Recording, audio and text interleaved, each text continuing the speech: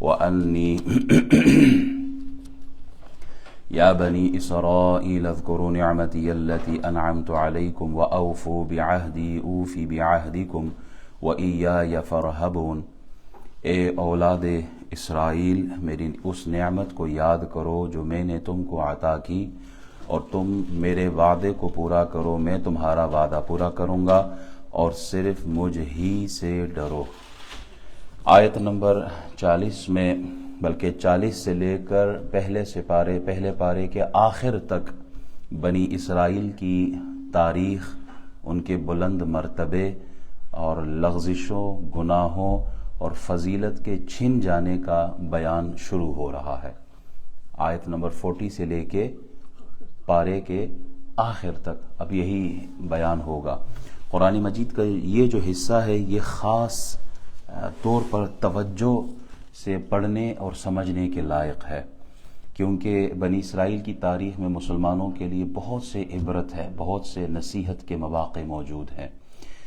الہ، خدا، اللہ، تو بنی اسرائیل کا مطلب ہوا اللہ کے بندے، یعنی یعقوب علیہ السلام کی طرف اشارہ ہے۔ اسرائیل ان کا نام ہے، اللہ کے بندے یعقوب کی اولاد۔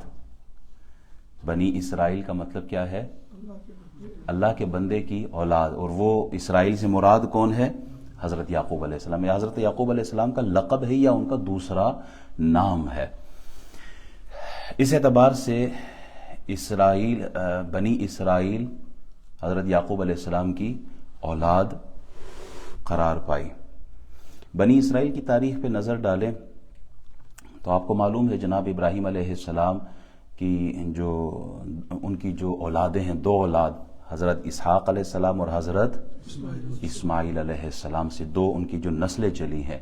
بی بی ہاجرہ کے بطن سے جو بیٹے حضرت اسماعیل علیہ السلام پیدا ہوئے، ان کی نسل کو بنی اسماعیل کہتے ہیں، اور اسی خاندان میں جناب نبی اکرم نور مجسم شفیع معظم صلی اللہ علیہ وسلم تشریف لائے ہیں۔ اور دوسری طرف بی بی سارہ کے بطن سے جو اولاد حضرت اسحاق علیہ السلام دنیا میں آئی، ان کے بیٹے پھر حضرت یعقوب علیہ السلام، اور حضرت یعقوب ہی کو اسرائیل کہا گیا ہے۔ تو اسی لیے ان کی اولاد کو بنی اسرائیل کہا گیا ہے۔ بنی اسرائیل کا جو اصل وطن ہے وہ ملک شام ہے۔ اگر آپ قدیم جغرافیہ کو دیکھیں نا تو فلسطین جو ہے وہ شام ہی کا حصہ رہا ہے۔ فلسطین یہ ملک شام ہی کا حصہ تھا، الگ وطن کوئی نہیں ہے، یہ شام کا ایک حصہ تھا یہ فلسطین۔ بنی اسرائیل کا عروج صدیوں تک رہا ہے، یہ توحید کے علم بردار تھے، کوئی شک نہیں اس میں۔ بڑے بڑے عابد، بڑے بڑے عالم، بڑے بڑے زاہد ان کے درمیان آئے ہیں، اور نبیوں کی اور رسولوں کی کثرت رہی ہے۔ جب ان کا دنیاوی اقتدار ختم ہوا تو ملک شام سے یہ نکل کر ادھر ادھر پھیل گئے دنیا میں، اور اس قوم کے بعض قبیلے حجاز مقدس بھی آئے، بالخصوص مدینہ شریف میں آ کر یہ قوم آباد ہوئی۔ مذہبی حیثیت سے یہ بنی اسرائیل جو ہیں یہ یہودی ہیں۔ اللہ تعالیٰ نے بنی اسرائیل پر نعمتوں کی بارش کی ہے، اور جس کا ذکر قرآن مجید کے مختلف مقامات میں آتا ہے، اور اسی ذکر کا، اسی نعمت کا ذکر یہاں بھی ہوا۔ یا بنی اسرائیل اذکروا نعمتی التی انعمت علیکم، اے بنی اسرائیل میری اس نعمت کو یاد کرو جو میں نے تم کو عطا کی۔ چونکہ سورہ بقرہ جو ہے یہ مدنی سورت ہے، اور مدینہ شریف میں سب سے پہلے جو سورت نازل ہوئی وہ سورہ بقرہ ہی ہے۔ مدینہ طیبہ میں چونکہ یہودی قبائل بکثرت آباد تھے، یہ قبائل ظہور اسلام سے کئی سال پہلے آ کر آباد ہوئے تھے، اور آباد اس لیے ہوئے تھے کہ ان کی کتابوں میں موجود تھا کہ نبی آخر الزمان جس علاقے میں تشریف لائیں گے وہ علاقہ کون سا؟ ساری کی ساری نشانیاں کہاں تھی؟ مدینہ شریف میں۔ تو یہ لوگ اسی شہر میں آ کر قیام پذیر ہوئے۔ یہود کو یہ توقع تھی کہ جو نشانیاں نبی اکرم صلی اللہ علیہ وسلم کی بیان کی گئی ہیں، جس کی بشارت دی گئی ہے، انبیاء نے دی تھی، وہ یہود میں سے ہوں گے، وہ جناب اسحاق علیہ السلام کی اولاد میں ہوں گے۔ انہوں نے یہ توقع کی تھی، لیکن آخری نبی جناب اسحاق کے بجائے جناب اسماعیل کی اولاد میں سے ہوئے. جب یہود نے دیکھا کہ وہ ہمارے ہاں نہیں بلکہ قریش میں سے ہوئے، بنی اسماعیل میں سے ہوئے ہیں، تو یہودیوں کی وہ حسد کی آگ میں جلنے لگے، بغض، کینہ، نفرت کرنے لگے رسول اللہ صلی اللہ علیہ وسلم سے. تو اب ان کی ہدایت کے لیے ضروری تھا، انہیں ہدایت دینا ضروری تھا، ان کو سمجھانا ضروری تھا.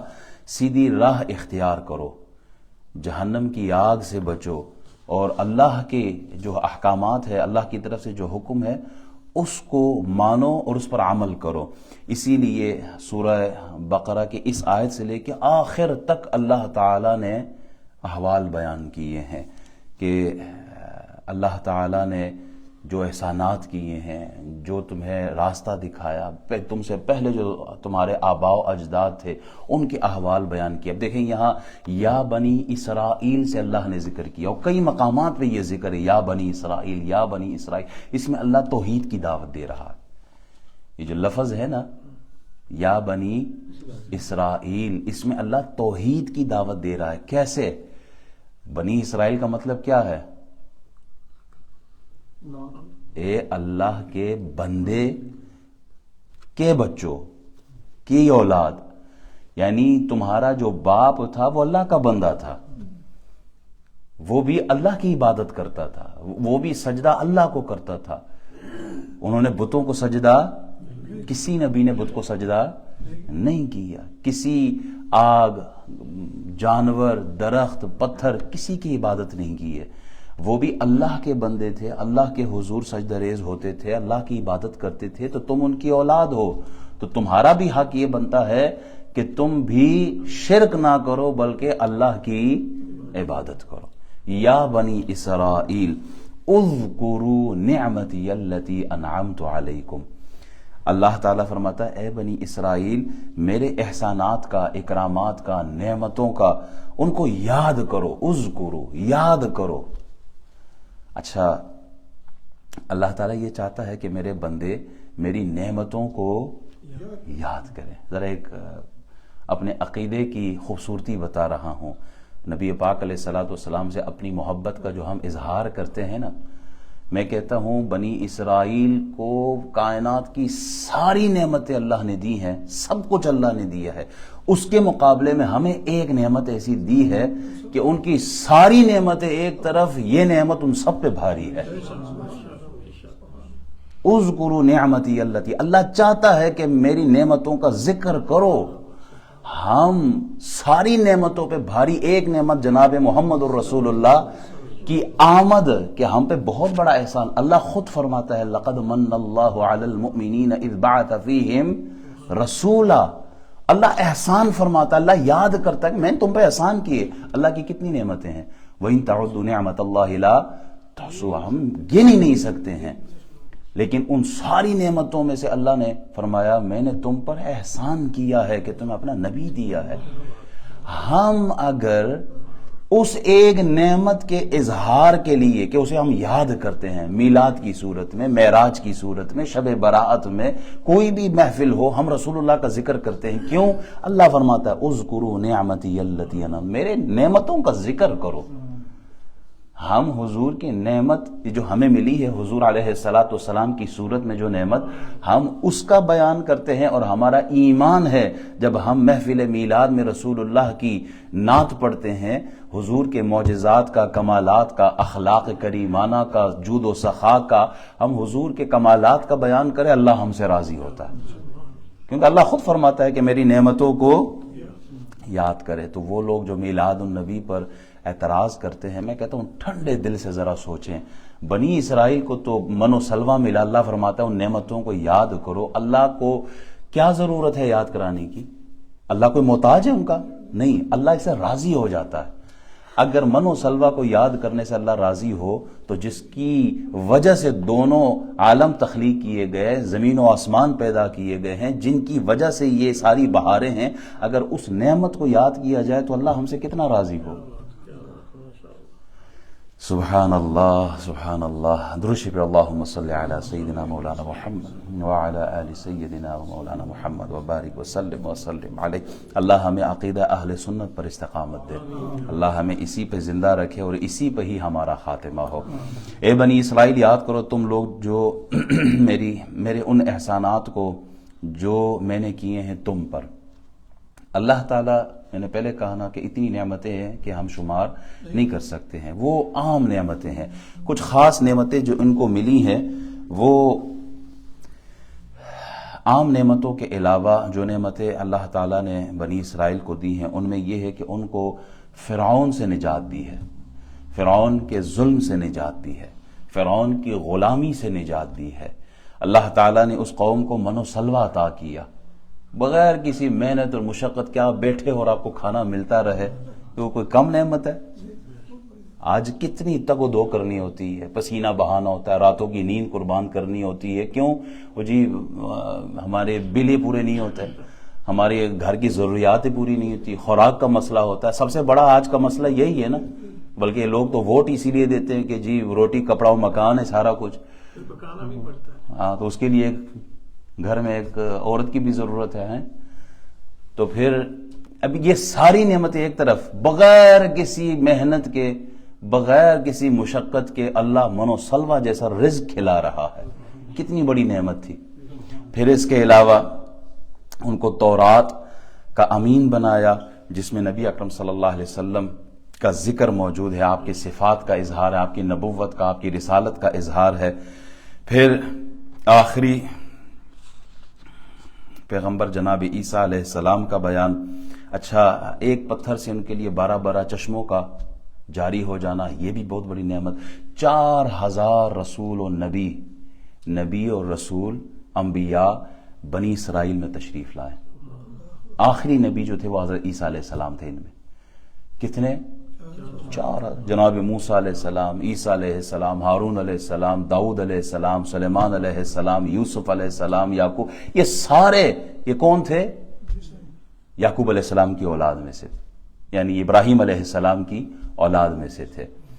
پھر 4 مشہور آسمانی کتابوں میں 3 کتابیں، تورات، زبور، انجیل، وہ بھی انہی میں سے تھی، بنی اسرائیل کو دی گئی تھی۔ ان میں سے ایسے پیغمبر بھی تھے جن کو نبوت کے ساتھ بادشاہت بھی ملی۔ جناب یوسف علیہ السلام مصر کے بادشاہ تھے، جناب داؤد علیہ السلام پوری دنیا کے بادشاہ رہے، سلیمان علیہ السلام ان کو بھی بادشاہت ملی تھی۔ دیکھو بنی اسرائیل، تم پر ہمارے بہت سارے انعامات ہیں، لہٰذا اب تم اپنا وعدہ پورا کرو۔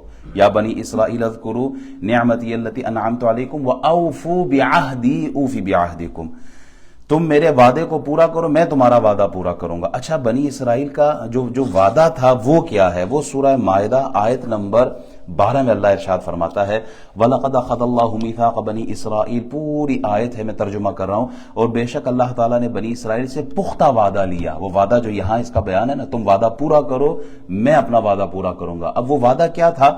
اے بنی اسرائیل، بے شک اللہ تعالیٰ نے بنی اسرائیل سے پختہ وعدہ لیا تھا، اور ہم نے ان میں سے 12 نقیب مقرر کیے، 12 سردار مقرر کیے، اور اللہ تعالیٰ نے فرمایا بے شک میں تمہارے ساتھ ہوں، اگر تم نے نماز قائم کی، زکوٰۃ ادا کی، میرے رسولوں پر ایمان لائے اور ان کی مدد کی، اور اللہ تعالیٰ کو قرض حسن دیا، تو میں ضرور تم سے تمہارے گناہ دور کر دوں گا، اور میں تم کو ضرور ان باغات میں داخل کروں گا جن کے نیچے نہریں بہتی ہیں۔ پس اس کے بعد تم میں سے جس نے کفر کیا وہ یقیناً سیدھے راستے سے بھٹک گیا۔ کیا ہے وعدہ؟ تم نے نبیوں پر ایمان لانا ہے، تم نے محمد الرسول اللہ صلی اللہ علیہ وسلم پر ایمان لانا ہے، قرآن پر ایمان لانا ہے، اور ہم اپنا وعدہ پورا کریں گے، یعنی تمہیں جنت عطا کریں گے۔ ثابت کیا ہوا؟ لا تعداد ایسی نعمتیں اللہ تعالیٰ نے عطا فرمائی ہے، اور اللہ چاہتا کیا ہے؟ میرے حبیب کی غلامی اختیار کرو۔ تمہیں میں نے بہت ساری نعمتیں دی ہیں، بدلہ یہ کہ تم اب حضور علیہ الصلوۃ والسلام کی غلامی اختیار کرو تو تم نجات پاؤ گے۔ اگر توہین رسالت کی، نبی علیہ السلام کے کمالات کا، معجزات کا انکار کیا تو پھر جہنم ہے، اور اگر ان کی غلامی اختیار کی، ان سے محبت کی، تو پھر تمہیں جنت اللہ تعالیٰ عطا فرمائے گا۔ حضرت انس فرماتے ہیں کہ کسی آدمی نے آ کے حضور علیہ السلام سے عرض کیا، یا رسول اللہ قیامت کب آئے گی؟ حضور نے فرمایا تم نے کیا تیاری کی ہے؟ یا رسول اللہ تیاری اور تو کوئی خاص نہیں ہے، کوئی ایکسٹرا آپشنل عبادتیں تو نہیں ہیں، نمازیں تو نہیں ہیں، پر یہ ہے کہ جو فرض ہے وہ تو پورے، صحابی کبھی فرض نہیں چھوڑتے، وہ فرض پورے کیے ہیں، اس کے ساتھ یہ ہے کہ میں اللہ اور اس کے رسول سے محبت کرتا ہوں، عمل کوئی زیادہ نہیں ہے لیکن محبت آپ سے کرتا ہوں۔ حضور علیہ السلام فرماتے ہیں تم جس سے محبت کرو گے اسی کے ساتھ اٹھائے جاؤ گے۔ المرء مع من احب، آدمی اسی کے ساتھ ہوگا جس سے وہ محبت کرتا ہے۔ ہم حضرت انس فرماتے ہیں کہ مجھے اتنا کسی چیز نے مجھے خوش نہیں کیا جتنا اس جملے نے مجھے خوش کیا۔ ہماری عبادتیں ابو بکر عمر جیسی تو نہیں ہے لیکن محبت رسول اللہ سے ضرور کرتے ہیں۔ ہمیں اللہ کی ذات سے امید ہے، عمل کی بنیاد پر نہیں، عشق نبی کی بنیاد پر اللہ ہمیں انہی کے ساتھ اٹھائیں گے۔ انہیں جانا، انہیں مانا، نہ رکھا غیر سے کام، للہ الحمد میں دنیا سے مسلمان گیا۔ اگر حضور سے محبت ہوگی تو پھر سب کچھ ہے، حضور سے محبت نہیں ہے بڑے بڑے اعمال منہ پہ مار دیے جائیں گے۔ اے یہود، اگر تم اس وعدے کو پورا کرتے ہو تو محمد عربی صلی اللہ علیہ وسلم پر ایمان لاتے ہو، ان کی تعظیم کرتے ہو، توقیر کرتے ہو، نماز ادا کرو، زکوٰۃ ادا کرو، تو پھر کیا ہوگا؟ میں اپنا وعدہ پورا کروں گا، تمہارے لیے جنت کے دروازوں کو کھول دوں گا، جنت کے دروازے کھل جائیں گے اگر غلامی مصطفیٰ اختیار کرو۔ لیکن اس بدبخت قوم نے کیا کیا؟ اللہ تعالیٰ کے ان ارشادات سے کوئی اثر نہیں لیا، بلکہ جس قدر اللہ نے اسلام کو عزت بخشی اسی قدر یہ حسد کی آگ میں جلتے رہے، اسی قدر یہ اسلام سے نفرت کرتے رہے۔ نبی علیہ السلام کے لوگ جانتے تھے، آپ کا حلیہ مبارک جانتے تھے، آپ کی زلفیں کیسی ہوں گی، آپ کے رخسار کیسے ہوں گے، آپ کے اخلاق کریمانہ کیسے ہوں گے، آپ کا انداز گفتگو کیسے ہوگا، یہ سب جاننے کے باوجود بجائے یہ کہ یہ لوگ اسلام قبول کرتے، انہوں نے کیا کئی بار رسول اللہ کے لیے کھانے میں زہر ملا کے دیا، کئی بار انہوں نے کوشش کی مارنے کی، بڑے بڑے پتھر اوپر سے گرانے کی کوشش کی نبی علیہ السلام، بجائے یہ کہ اسلام قبول کرتے یہ اسلام سے بھاگنے لگے۔ یہ بنی اسرائیل کا جو آیت نمبر 40 میں آج حال بیان ہوا ہے، انشاءاللہ اگلی آیات کو ہم بعد میں ڈسکس کریں گے۔ اللہ تعالی ہمیں بنی اسرائیل پر جو نعمتیں ہوئی ہیں، ان کا جس طرح انہوں نے کفران کیا ہے، ناشکری کی ہے، اللہ ہمیں ان سے محفوظ فرمائے۔ اللہ ہمیں غلامی مصطفیٰ میں زندگی اور غلامی مصطفیٰ میں موت عطا فرمائے۔